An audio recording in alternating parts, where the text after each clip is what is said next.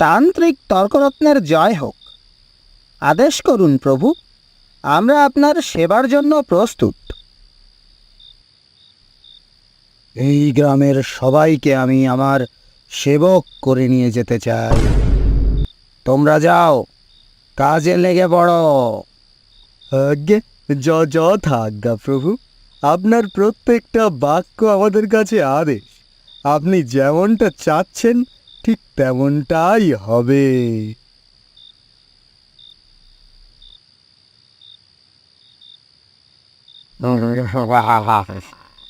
এমনি ভাবেই একদিন আমি হয়ে যাব জগতের সবচেয়ে শক্তিশালী তান্ত্রিক।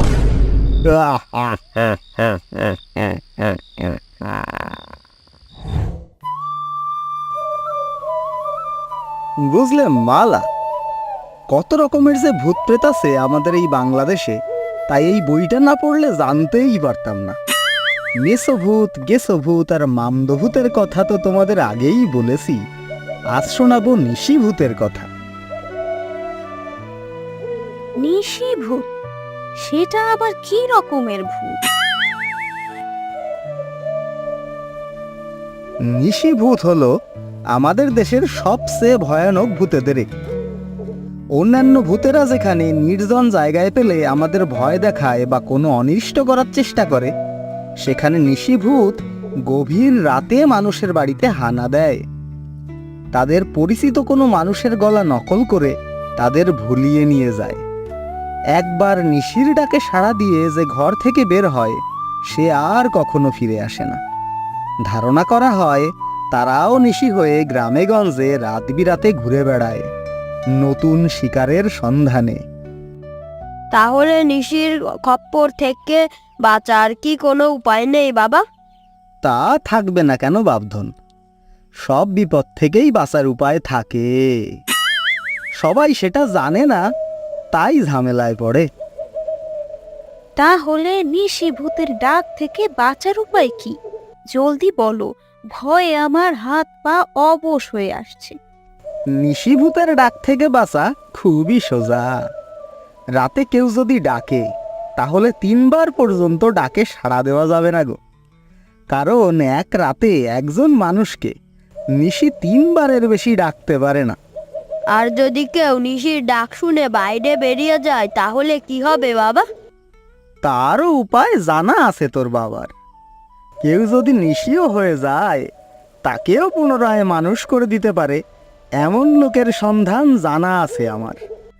অমৃত দাদা, ও অমৃত দাদা, কাল তুমি সেই যে খুকির বাবাকে ডেকে নিয়ে গেলে, তারপর তো সে আর ফিরে এলো না। সারা রাত আমি জেগে বসে থাকলাম, তবুও তার ফিরে আসার নামটি নেই। কাল রাতে কি ও তোমাদের বাড়িতে ছিল? এখন কোথায় ও? কি বলছো মালা বৌঠান? কাল রাতে তো আমি বাড়ি থেকেই বেরোইনি। তাহলে অনিমেষ ভাইয়াকে ডাকবো কিভাবে? কি সর্বনাশ! তাহলে খুকির বাবাকে কে ডেকে নিয়ে গেল? আর এখনই বা সে কোথায় আছে? তুমি শান্ত হও অপু দিদি ভাই। অনিমেষ দাদা যেখানেই থাকুক, আমরা ঠিক তাকে খুঁজে বের করে তোমার কাছে ফিরিয়ে আনবো। আমি তোমায় কথা দিলাম। হ হ মালা বৌঠান, তুমি একেবারেই চিন্তা করো না। আমি বুঝতে পেরেছি অনিমেষ ভাইয়াকে কে ডেকে নিয়ে গেছে। এটা নির্ঘাত ওই নিশিভূতেরই কাজ।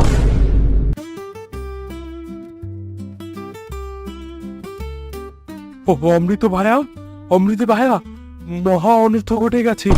এই গ্রাম থেকে কাল রাতে 4 জন মানুষ নিখোঁজ হয়ে গেছে। ওদের সবাইকেই তাদের কোনো পরিচিত বন্ধু বান্ধবের গলা নকল করে এই কারা যেন ডেকে নিয়ে গেছে। না না না না না না, 4 জন নয় অবিনাশ বাবু, 5 জন। আমাদের অনিমেষ ভাইয়াও নিখোঁজ। আজ 5 জনকে পাওয়া যাচ্ছে না, তার মানে কাল 10 জনকে পাওয়া যাবে। কাল রাতে যারা নিশি হয়ে গেছে, তারা আজ রাতে আসবে পুরনো নিশিদের সাথে, নতুন শিকারের সন্ধানে। আমার মনে হয় এই নিশিদেরকে কোনো এক দুষ্ট তান্ত্রিক পরিচালনা করছে। আজ সকালে কি কোনো নতুন সাধুকে গ্রামে দেখা গেছে অবিনাশ ভাইয়া? হ্যাঁ, আমি তো এইমাত্র দেখে এলাম। গ্রামের বাইরে সেই বড় বটগাছটার তলায় একজন তান্ত্রিক বসে আছে। মনে হচ্ছে এই কাল রাতেই এসেছে।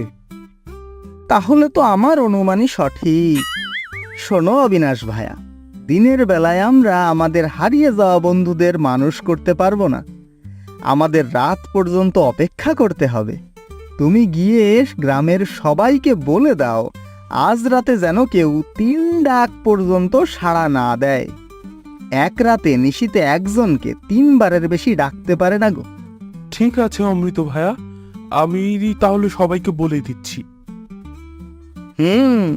যাও, আমি এদিকে ওই দুষ্টু তান্ত্রিককে জব্দ করার সকল ব্যবস্থা করে রাখছি। নিশীতে আজ আমাকে ডাকতে অবশ্যই আসবে। গ্রামের কেউ যখন সাড়া দেবে না, তখন ঘুরতে ঘুরতে আমাদের বাড়িতে ঠিকই হানা দেবে ওরা। আমার খুব ভয় করছে গো। গ্রামকে নিশি থেকে মুক্তি দিতে গিয়ে তুমি না নিশি হয়ে যাও সারা জীবনের জন্য। তোমার চিন্তার কোনো কারণই নেই, আমার কিছুই হবে না। সব পরিকল্পনাই করা আছে আমার। অমৃত ভাইয়া, অমৃত ভাইয়া। অবিনাশ দাদার তো এই সময় আমাদের বাড়িতে আসার কথা না। হ্যাঁ গো, ঠিকই ধরেছ। ওটা অবিনাশ ভাইয়া না গো, ওটা নিশি ভূত।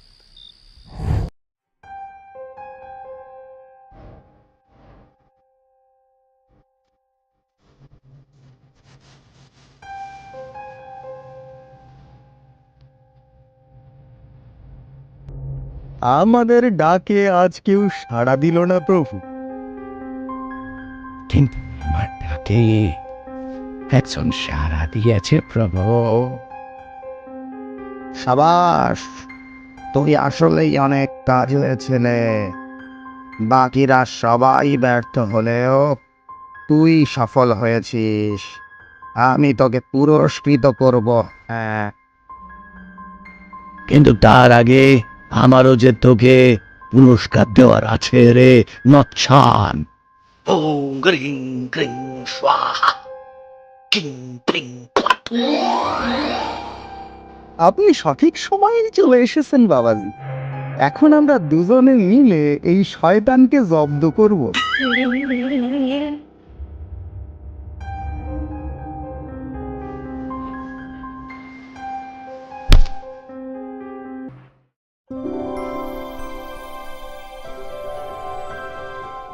এই তো আমার খুকির বাবা ফিরে এসেছে। তোমাকে অনেক ধন্যবাদ অমৃত দাদা। তুমি না থাকলে আমি আর হয়তো আমার খুকির বাবাকে দেখতে পেতাম না। তা কিভাবে ফিরিয়ে আনলে সবাইকে সেই বদমাস তান্ত্রিকের খপ্পর থেকে, সেটা তো বলে দাও। কিভাবে আবার? লড়াই করে। যেমন ভাবে লড়াই করে ফিরিয়ে এনেছিলাম আমাদের গাভী ধবলাকে। সে কি বাবা, তুমি একাই করলে লড়াই? না, একা লড়বো কেন? আমাদের এক বন্ধুও তো সাথে ছিল। কি গো অনিমেষ ভাইয়া, ছিল না? ছিল না আবার? সেই বন্ধু না থাকলে হয়তো সারা জীবন নিশি হয়েই থাকতে হতো।